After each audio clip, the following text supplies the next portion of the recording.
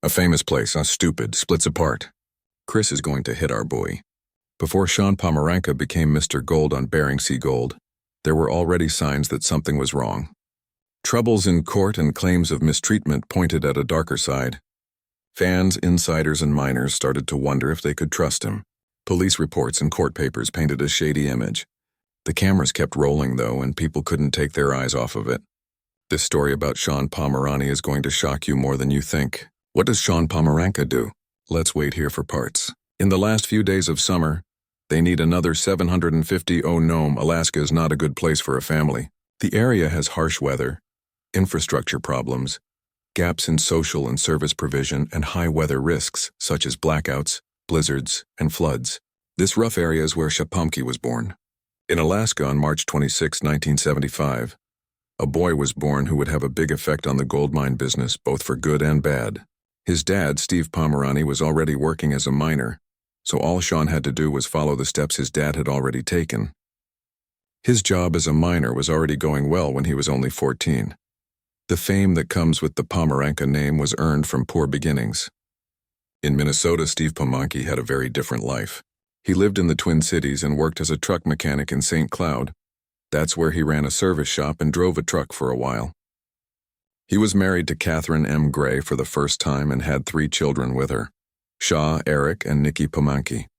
Steve moved his family to Nome, Alaska in 1986, which was a big surprise. In this year, his daughter Nikki was born. It was because Steve agreed to move that he could work as a mechanic for a construction business. His specific job was to fix up machines that were dead or not working right. This understanding of how things work would help him when he worked with mining equipment. He worked for this company for 4 years until it was sold. In the beginning of his time in Nome, he found his first gold in Anvil Creek. This finding came up he was crazy about gold. When they struck gold for the first time, it was the best pride metal. Along with his father, Shawn worked every day to build what is now one of the most important mining businesses in Nome. Steve Pomrenke started Northwest Gold Diggers, LLC. His wife Christine and son Shawn are now co-owners of the company. In the beginning, the business was run by a family. Steve had big plans for it and thought that the money from the business would make things better for his family. But the path to success was long and full of obstacles.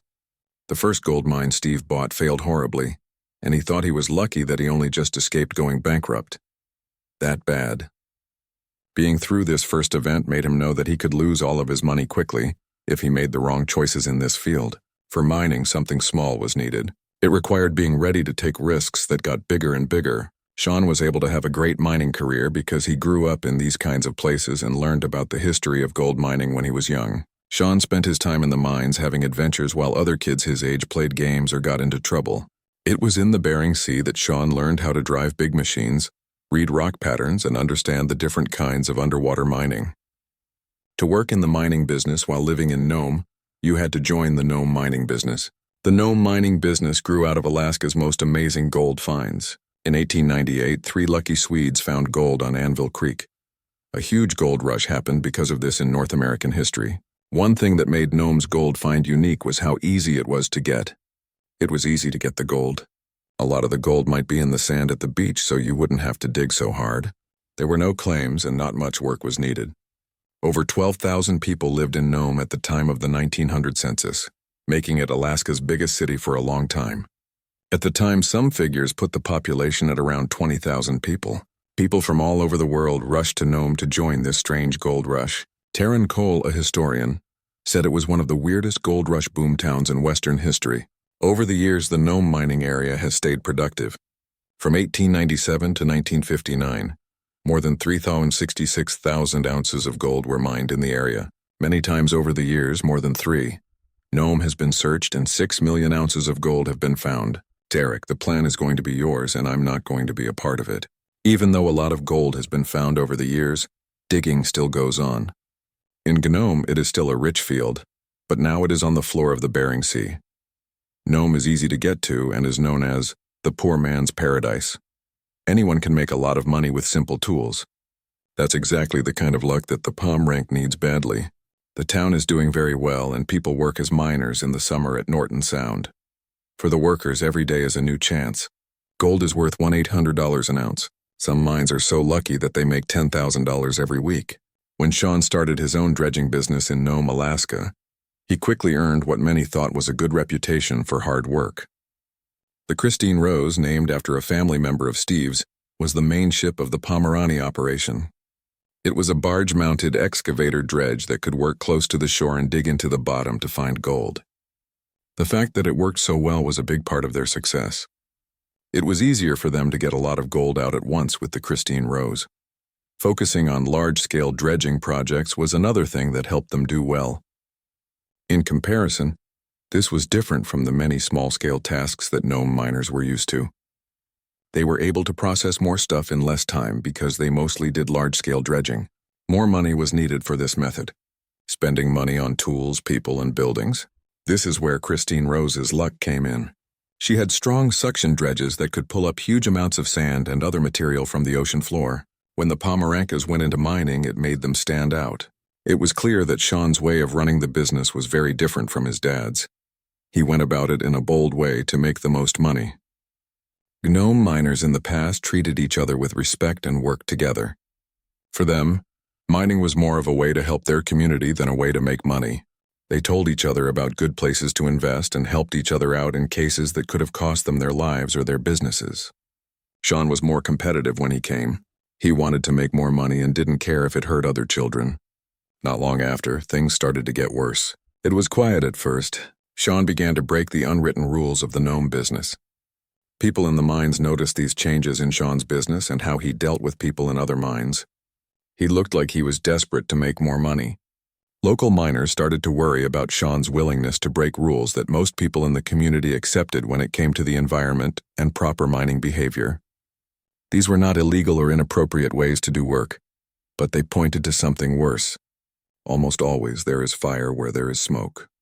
The neighborhood was out of whack because of Shawn, but no one could do or say anything about it. There was no reason not to run a big network operation. The issue was the way he chose to handle it. Besides his work, he started to worry more and more about the world. Some people wondered how the wildlife in the area was being hurt by his business. There were rumors that his activities affected fish numbers, the quality of the water, and the stability of the coast.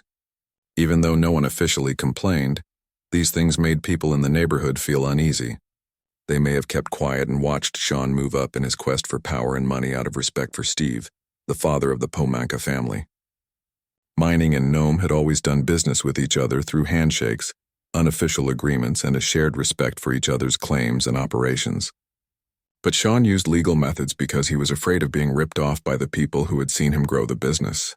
It was picked up by more miners, so Shawn tightened his plans. He wasn't open to any kind of informal working together. It might have been a smart business move, but he wouldn't be able to get help if he ever needed it. Business relationships in the area started to get tense. The mining community also saw a trend of aggressive behavior.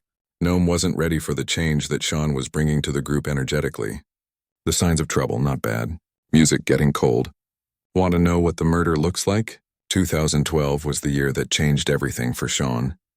People in the community used to talk about their worries, but now it's a public legal problem. People began to form ideas about him based on what they heard. It started to make sense that he was being mean to his co-workers, was competitive, and was naturally aggressive. Something happened in December that set everything off. When Shawn was backing out of a parking spot, he hit a person walking with food on their back. Instead of getting out of the car to see how badly hurt the person was, he drove off. He gave people who were looking at the sad scene a thumbs up as he drove. Shawn was arrested on 4 different charges, and this time, the other kids couldn't help him because of how bad he was. Someone had to be really mean to hit someone and then run away without